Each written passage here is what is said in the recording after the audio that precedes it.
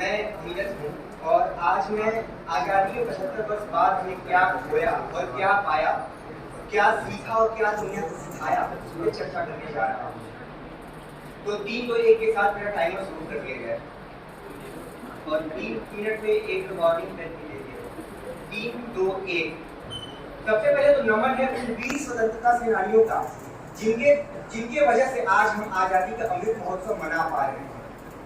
वैदिक काल के समय भारत एक विश्व गुरु हुआ करता था और सोने की चिड़िया कहा जाता था भारत। लेकिन अंग्रेजों के अत्याचार ने भारत को एकदम 20वीं सदी आते आते कंगाल बना दिया था।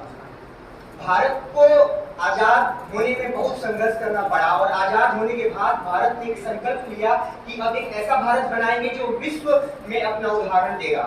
और इसी के साथ भारत ने कई सारे महत्वपूर्ण बदलाव किए, हर क्षेत्र में सुधार किया, हर क्षेत्र में आगे बढ़े। कुछ गिरे भी, कभी उठे भी, और लेकिन हम बढ़ते रहे हमेशा। बहुत सारी अड़चने आई लेकिन हम बढ़ते रहे। तो और सबसे बड़ा उपहार जो हमें आजादी के बाद मिला वो था हमारा लोकतंत्र और हमारा संविधान, जिसके दम पर भारत के प्रथम व्यक्ति से लेकर भारत के अंतिम व्यक्ति तक उसको उसका अधिकार और न्याय मिलता है। सबसे पहला बात करते हैं शिक्षा क्षेत्र में। शिक्षा क्षेत्र में आजादी का जब समय था उस समय जो हमारा साक्षरता दर था वो मात्र 18% था और आज देखिए हम 77.7% के आंकड़े को छू रहे हैं। महिला साक्षरता दर 8.9% और आज हम 70% महिला साक्षरता दर के आंकड़े को छू रहे हैं। विश्व भर में हमारे शिक्षण संस्थान जैसे IIT, IIM, एम्स हमारे देश को विश्व स्तर में पहचान दिला रहे हैं, विश्व स्तर पे हमारा नेतृत्व कर रहे हैं। आगे बढ़ते हुए स्वास्थ्य क्षेत्र की बात करते हैं, लेकिन शिक्षा क्षेत्र में हम अपने पारंपरिक शिक्षा पद्धति को भूलते जा रहे हैं। हम गुरु और शिष्य के बीच में जो रिश्ता होता है कहीं ना कहीं वो संकुचित होता जा रहा है। हम अपने भाषा को माध्यम बनाने में कतराते हैं। हम डर जाते हैं कि हम कहीं आगे जाके फेल ना हो जाए। आगे बढ़ते हुए स्वास्थ्य क्षेत्र की बात करते हैं।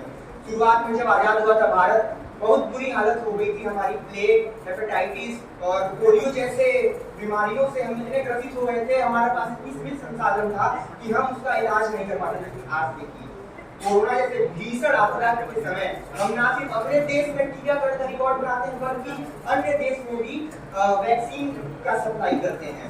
ना ही सिर्फ वैक्सीन का बल्कि हम कई उपकरणों का, कई दवाओं का सप्लाई कर रहे हैं। लेकिन इसी के साथ ही हम प्राथमिक उपचार को तवज्जो नहीं दे रहे हैं। हम अपने पारंपरिक स्वास्थ्य पद्धति को, पारंपरिक चिकित्सा पद्धति को भूलते जा रहे हैं।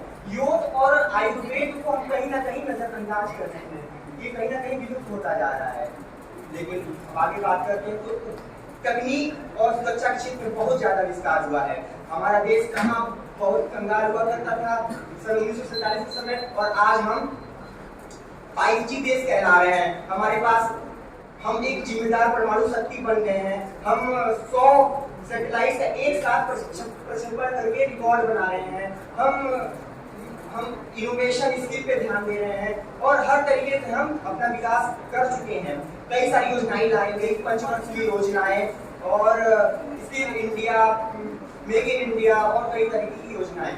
लेकिन आज भी हमारे समाज में बेरोजगारी, महंगाई और कई सारी ऐसी चीजें हैं जो हमें ध्यान देनी होगी। हमें अपने अंत में यही कहना चाहूंगा कि हमें मॉडर्न तो होना है लेकिन साथ साथ अपने धरोहर को भी ध्यान देना है। उसको संजोने की जिम्मेदारी भी हमारी है। मोदी जी ने हाल ही में 15 अगस्त को अपने भाषण में कहा था कि 5 प्राण में से एक प्राण हमारा धरोहर है, हमारी संस्कृति है, और यही हमें विश्व स्तर पर हमारी पहचान दिलाएगी, हमें विश्व गुरु बनाने में मदद करेगी। और इसकी शुरुआत हमारे खुद से होती है। जब हम अपने आप को बदलेंगे तभी हमारा देश बदलेगा। जब हम सुधरेंगे जब सुधरेगा। जय हिंद।